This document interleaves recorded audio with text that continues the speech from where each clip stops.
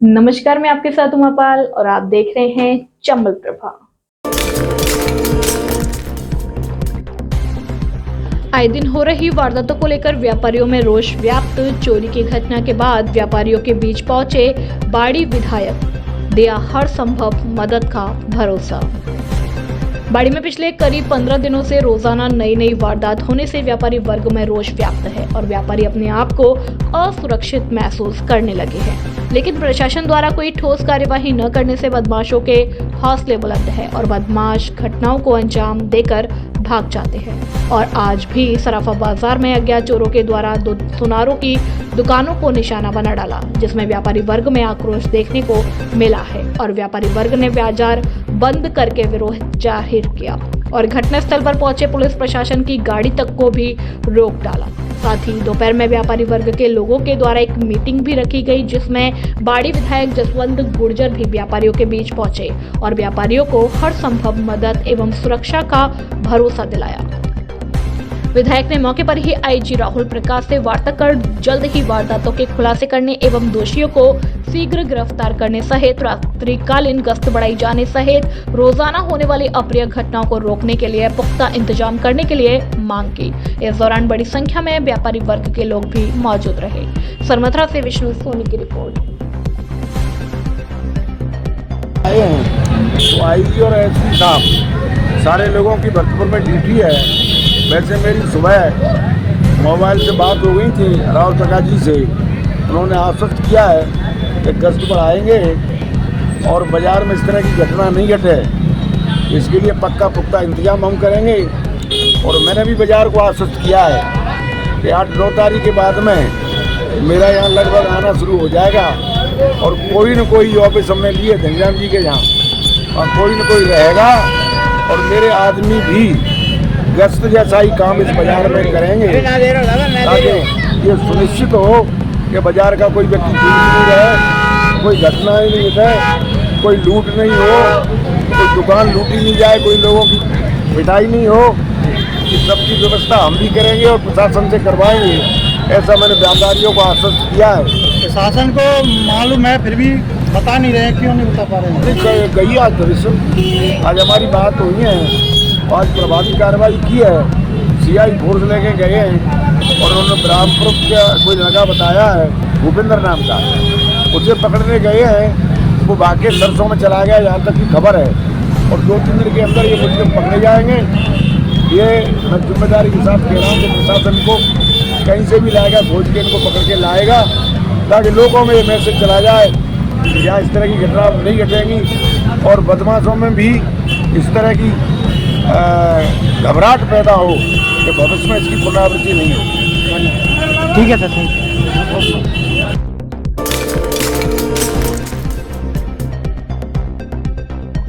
धौलपुर नगर परिषद के ward number 13 में भरा बेमौसम बरसात का पानी पड़ने वाले छोटे बच्चों को हो रही है काफी परेशानी।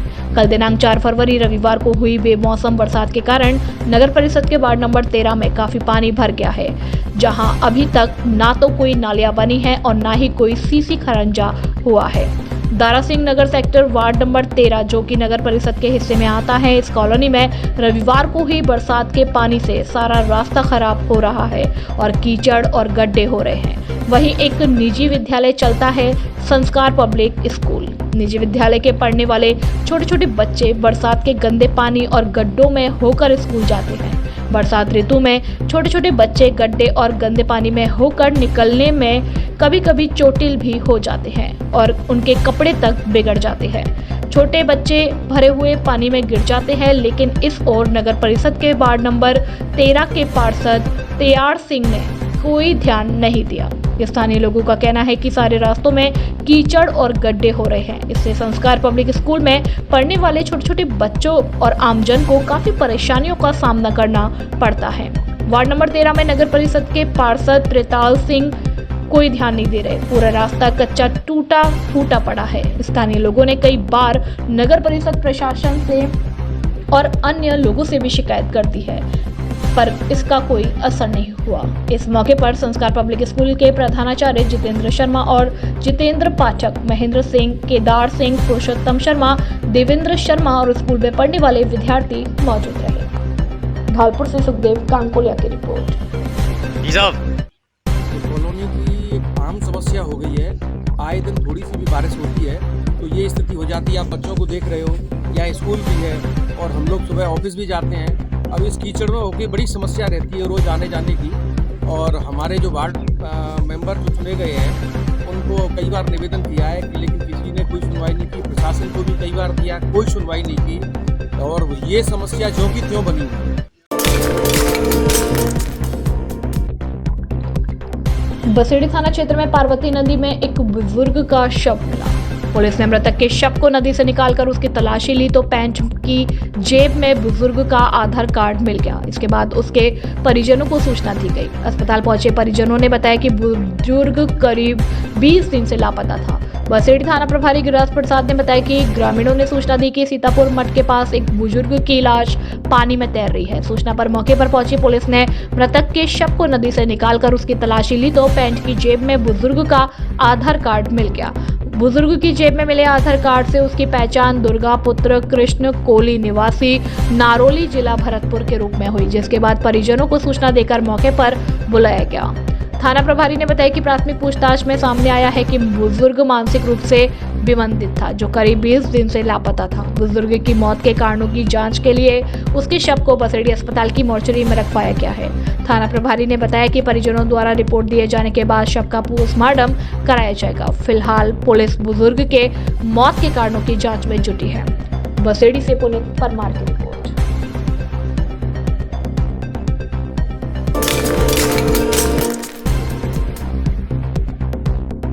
धौलपुर के निहालगंज थाना इलाके में चोरों ने नर्सिंग रोड पर स्थित परचून की दुकान को निशाना बनाया। चोरों ने दुकान से नोटों की मालाएं, गुटखा और अन्य परचून का सामान चोरी कर लिया। आज सुबह वारदात की जानकारी दुकान मालिक को हुई तो उसके होश उड़ गए। मामले में स्थानीय पुलिस को अवगत कराया। पुलिस ने घटनास्थल का मौका मुआयना कर मामला दर्ज कर लिया। परचून विक्रेता मुकेश कुमार ने बताया कि रविवार शाम को दुकान को लॉक कर घर चला गया था। रविवार रात को चोर दुकान पर पहुंच गए और शटर का लॉक तोड़कर चोरी की वारदात को अंजाम दिया। परचून की दुकान के अंदर से 100 और 50 रुपए के नोटों की 8 माला के साथ गुटखा और करीब 8,000 रुपए लेकर फरार हो गए। आज सुबह जब दुकान को खोलने के लिए पहुंचे तो शटर का लॉक टूटा हुआ देख होश उड़ गए। दुकान के अंदर परचून का सामान बिखरा हुआ पड़ा था। नोटों की माला, रुपए और परचून का सामान भी गायब मिला। पीड़ित ने घटना की सूचना पुलिस को दी। मौके पर पहुंची निहालगंज थाना पुलिस ने घटनास्थल का मौका मुआयना कर मामला दर्ज कर लिया। फिलहाल पुलिस चोरी की तलाश कर रही है। घटना से व्यापारी और दुकानदारों में आक्रोश देखा जा रहा है।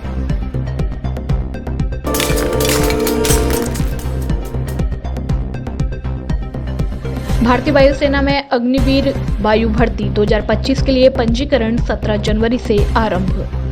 भारतीय वायुसेना में अग्निपथ स्कीम के अंतर्गत अग्निवीर वायु भर्ती 2025 के लिए इच्छुक अविवाहित पुरुष और महिला उम्मीदवार भर्ती से संबंधित सभी नियमों की विस्तृत जानकारी भारतीय वायुसेना की आधिकारिक वेबसाइट से प्राप्त कर सकते हैं। उम्मीदवार अग्निवीर वायु की भर्ती के लिए 6 फरवरी 2024 रात 11 बजे तक लॉगिन कर ऑनलाइन पंजीकरण कर सकते हैं।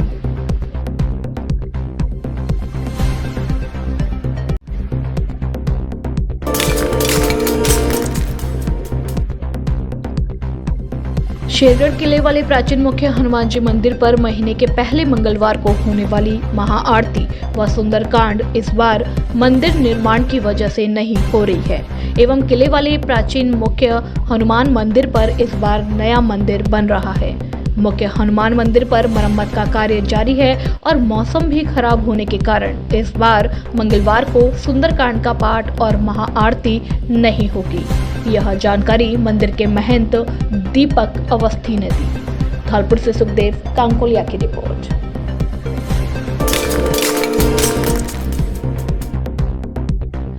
धौलपुर में जानकी नंदन थानेदार का अभी कुछ दिन पूर्व ही पचगांव चौकी से स्थानांतरण होकर टाउन चौकी पुराना शहर धौलपुर में पदभार संभालने पर समता सैनिक दल के पदाधिकारियों ने आज टाउन चौकी पहुंचकर भव्य स्वागत किया। राष्ट्रीय सचिव वीके कंचन बौद्ध ने बताया कि जानकी नंदन 2018-19 में टाउन चौकी शहर में रह चुके हैं और अभी पुनः उन्होंने टाउन चौकी का पदभार संभाला है। इनके आने से जुआ, सट्टा, शराब आदि चीजों पर पाबंदी रहती है तथा इनके द्वारा यातायात के साधनों को अस्पताल चौराहे पर भी रोकने से पुराना शहर बाजार में राहगीर लोगों को बहुत सुविधा होती है। इस मौके पर समता सैनिक के राष्ट्रीय सचिव वीके कंचन बौद्ध, जिला अध्यक्ष राकेश राजौरिया, चाचा राजेंद्र मौर्य, संगठन सचिव बंटी बौद्ध, प्रचार सचिव जगमोहन शेखर, पप्पू कंचन, मनीष बौद्ध, कार्यकर्ता अरुण बौद्ध आदि मौजूद रहे। यह जानकारी समस्त सैनिक दल के जिला अध्यक्ष राकेश राजौरिया ने दी। धौलपुर से सुखदेव कांकोलिया की रिपोर्ट।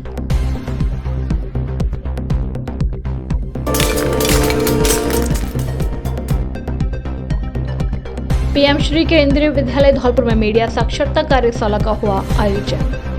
केंद्रीय विद्यालय धौलपुर में पीएम श्री योजना में मीडिया साक्षरता कार्यशाला का आयोजन किया गया। एक अखबार के धौलपुर भरतपुर पत्रिका संस्करण के सह संपादक ने इस विषय पर अपना व्याख्यान दिया।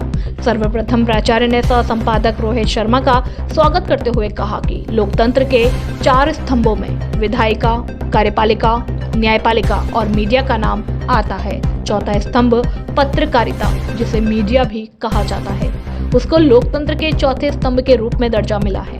मीडिया जो कि लिखित, मौखिक या दृश्य किसी भी रूप में हो सकती है, जनता को जानकारी देती है कि किस जगह कानूनों का उल्लंघन हो रहा है तथा तीनों स्तंभ अपनी जिम्मेदारी और निष्ठा से कार्य कर रहे हैं या नहीं।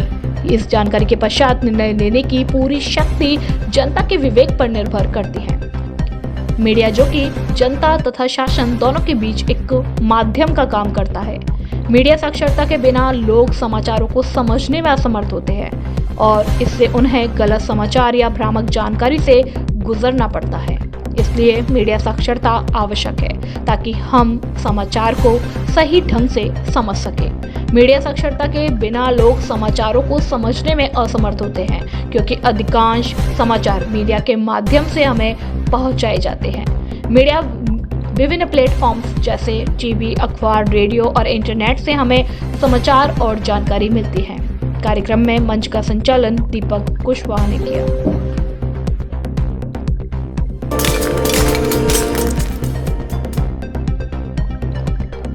शिविर में 19 व्यापारियों को मौके पर मिले खाद्य सुरक्षा लाइसेंस। राज्य सरकार द्वारा चलाई जा रही 100 दिवसीय कार्य योजना के अंतर्गत राज्य आयुक्त खाद्य सुरक्षा और औषधि नियंत्रण के निर्देश पर मुख्य चिकित्सा एवं स्वास्थ्य अधिकारी डॉक्टर जयंती लाल मीणा के निर्देशन में आज राजाखेड़ा में खाद्य लाइसेंस एवं रजिस्ट्रेशन शिविर का आयोजन किया गया।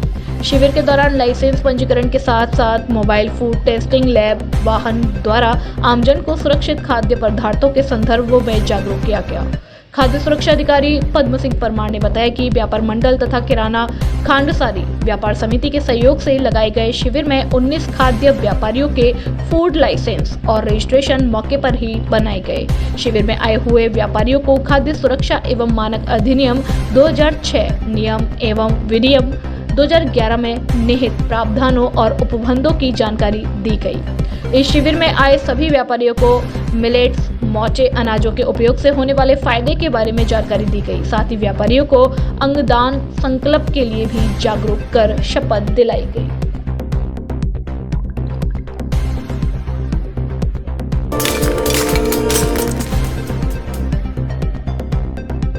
धौलपुर से सरानीखेड़ा से होते हुए बाड़ी को जोड़ने वाली सड़क सरानीखेड़ा निकटवर्ती गांव भीलगवा में पुलिया क्षतिग्रस्त हो गई। उसे टूटे हुए काफी समय हो गया, पर अभी तक किसी की निगाह नहीं गई और ज्यादा क्षतिग्रस्त होने की भी संभावना है, पर अभी तक प्रशासन की कोई निगाह नहीं है और ऊपर से बारिश भी हो रही।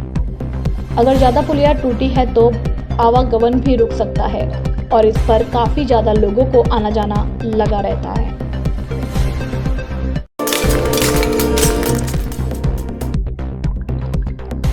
राजस्थान नर्सेस एसोसिएशन एकीकृत धौलपुर के जिलाध्यक्ष धर्म सिंह गुर्जर के नेतृत्व में नर्सिंग एवं पैरामेडिकल भर्ती 2023 को पूर्ण कर नियुक्ति दिलवाने के लिए मुख्यमंत्री व चिकित्सा मंत्री के नाम जिला कलेक्टर धौलपुर को दिया ज्ञापन।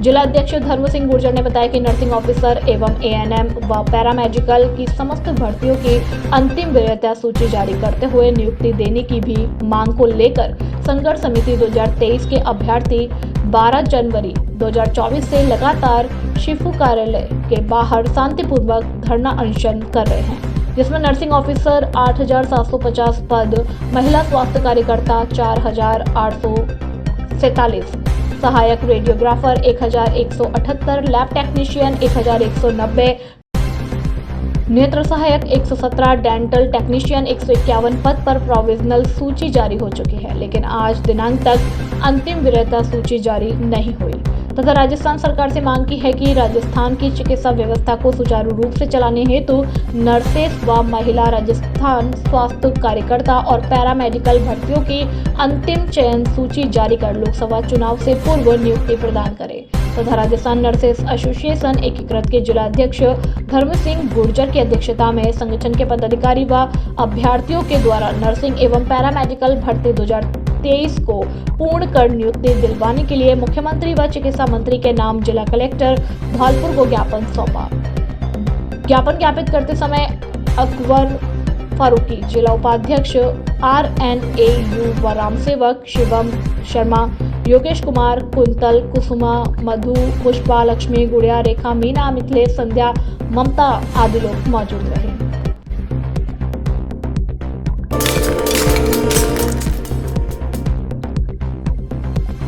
बाल वाहिनी सघन जांच अभियान भी चलाया। जिला कलेक्टर के निर्देश में जिला परिवहन एवं सड़क सुरक्षा विभाग द्वारा मनाए जा रहे राष्ट्रीय सड़क सुरक्षा माह 2024 के अंतर्गत विजय कुमार मीना, जिला परिवहन अधिकारी के निर्देशानुसार महात्मा गांधी स्कूल विरौंधा में स्कूली छात्र छात्राओं के बीच जाकर यातायात नियमों की जानकारी प्रदान करने हेतु सड़क सुरक्षा सेमिनार का आयोजन किया गया। उक्त कार्यक्रम में विद्यालय के प्रिंसिपल नीरज कुमार शर्मा ने परिवहन विभाग के अधिकारियों का स्वागत करते हुए स्कूली बच्चों को यातायात के नियमों के बारे में जानकारी प्रदान कर हेतु कहा कि इसी क्रम में हेमंत शर्मा परिवहन निरीक्षक ने विद्यालय के छात्र छात्राओं को यातायात नियमों के बारे में मोबाइल का एक उदाहरण देकर समझाया कि जिस प्रकार मोबाइल के लिए हर व्यक्ति उसे कवर लगाकर रखता है। सहायक लेखा अधिकारी के पद पर कार्यरत उत्तम चंद्र गोयल ने स्कूली बच्चों को यातायात नियमों पर रोड पर लगाए जाने वाले सांकेतिक चिन्हों के बारे में बात कर एक प्रतियोगिता का आयोजन करवाया, जिसमें बच्चों से ट्रैफिक सिग्नल्स के संकेतकों के बारे में क्विज प्रतियोगिता के अंतर्गत जानकारी ली तथा जिन संकेतकों को बच्चों को जानकारी नहीं थी उनके बारे में विस्तृत रूप से उनको बताया। देवेंद्र शर्मा ने बच्चों के बीच हेलमेट और सीट बेल्ट के बारे में न्यूटन के लॉ का हवाला देकर सीट बेल्ट तथा हेलमेट के बारे में विस्तृत रूप से बताया।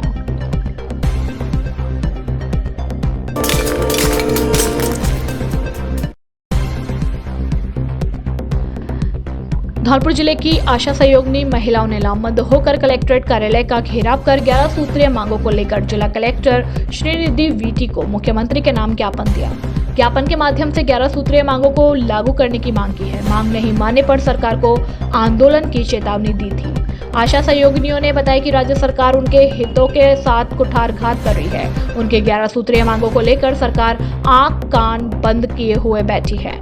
कोरोना काल के दौरान आशा सहयोगिनी महिलाओं ने जान की बाजी लगाकर सेवा की थी, लेकिन राज्य सरकार ने कोरोना काल के दौरान किए गए संघर्ष का कुछ भी नहीं दिया। आशा सहयोगिनी महिलाओं को महज 4,000 रुपए मासिक दिया जाता है, जिससे परिवार का भरण पोषण नामुमकिन है। उन्होंने सरकार से मानदेय बढ़ाकर 18,000 रुपए करने की मांग की है। आशा सहयोगिनी महिलाओं ने बताया कि उनकी 11 सूत्रीय मांग कांग्रेस सरकार के समय से चली आ रही है, लेकिन सत्ता परिवर्तन होने के बाद भी उनकी सुनवाई नहीं हो रही। उन्होंने राज्य सरकार पर आरोप लगाते हुए कहा कि उनके हित और हकों का हनन किया जा रहा है।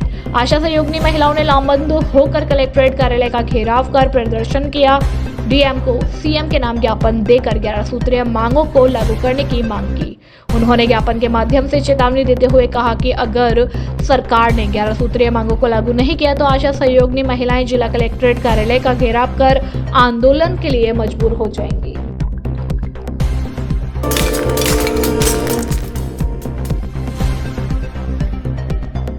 जोगेंद्र सिंह राणा जाट आरक्षण संघर्ष समिति की 21 सदस्यीय कमेटी में शामिल। जाट आरक्षण संघर्ष समिति के संयोजक विजयपाल प्रधान 21 सदस्यीय कमेटी का गठन किया। इसमें भरतपुर, धौलपुर, डीग जिले के लोगों को शामिल किया। इसमें धौलपुर से जोगेंद्र सिंह राणा एडवोकेट, को भी शामिल किया गया। जोगिंदर सिंह राणा ने दावा किया कि पूर्व मंत्री विश्वेंद्र सिंह की वार्ता चल रही है और बिना किसी आंदोलन और तोड़फोड़ के आरक्षण लेकर रहेंगे। जोगिंदर सिंह राणा ने बताया कि विश्वेंद्र सिंह की मुख्यमंत्री से वार्ता चल रही है और विश्वेंद्र सिंह नहीं चाहते कि युवा जेल जाए, उन पर मुकदमा दर्ज हो, किसी को जेल जाने की नौबत नहीं आए। उन्होंने कहा कि हम शांतिपूर्वक तरीके से आरक्षण लेकर रहेंगे। आंदोलन, अनशन, रोड, रेल जाम यह हमारा अंतिम विकल्प होगा। उन्होंने कहा कि हम शांतिपूर्वक तरीके से आरक्षण लेकर रहेंगे। इस मौके पर सूरजमल सेना के संस्थापक अनिल चौधरी, प्रदेश उपाध्यक्ष दिनेश चौधरी, रणधीर डागुर, प्रदेश मंत्री जयसिंह राणा, जिलाध्यक्ष हरीश राणा, लकी राणा, कप्तान, सरपंच गिरिराज, सरपंच, जिला महामंत्री रणवीर सिंह राणा आदि कार्यकर्ताओं ने हर्ष व्यक्त किया।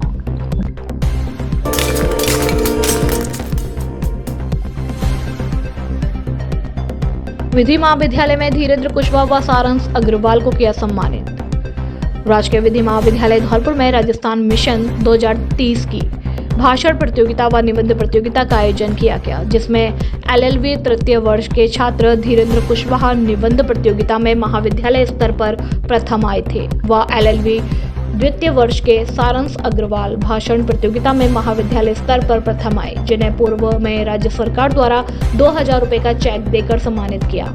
और आज धीरेन्द्र कुशवाहा व सारंश अग्रवाल को राजकीय विधि महाविद्यालय धौलपुर के प्राचार्य डॉक्टर RC मीना ने शील्ड व सर्टिफिकेट देकर महाविद्यालय स्तर पर सम्मानित किया। वहीं विजेता को बधाई देते हुए बताया कि इस प्रकार की प्रतियोगिता कराने का उद्देश्य बच्चों के मानसिक कौशल का विकास करना है। आजकल बच्चों में पढ़ाई के प्रति रुचि घट रही है, उस रुचि को पुनः जागृत करने के लिए जागरूकता के प्रति उठाया गया यह राजस्थान मिशन 2030 बेहतरीन कदम है। यह बच्चों के बीच छिपी हुई प्रतिभा का निखार करता है। इस मौके पर राजकीय विधि महाविद्यालय के प्रोफेसर चंद्रशेखर दीक्षित व हेमलता मीना मौजूद रहे।